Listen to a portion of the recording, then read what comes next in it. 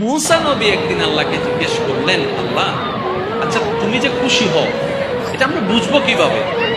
রব্বে করিম বললেন, আমি যখন খুশি হই তখন তিনটা কাজ করি।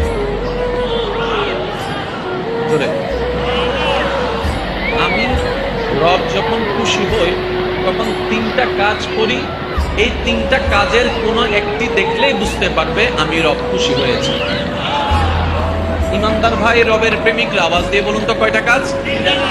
মুসা নবী জিজ্ঞেস করলেন, ইয়া রব, দয়া করে যদি একটু বলতেন আমরাও যেন বুঝতে পারি কিভাবে তুমি কখন খুশি হও। রব্বে করিম বললেন, আমি যখন খুশি হই তখন আমি মানুষের ঘরে আমি কন্যা সন্তান পাঠাই। আর একটু জোরে, যারা মেয়ের বাবা আছেন খুশি মনে বলেন সুবহানাল্লাহ। আমি যখন খুশি হই তখন আমি ওই ঘরে কন্যা সন্তানের জন্ম দিই, অর্থাৎ আমি কন্যা সন্তান। দ্বিতীয় নাম্বার, আমি যখন রব খুশি হই তখন মানুষের ঘরে আমি মেহমান পাঠাই।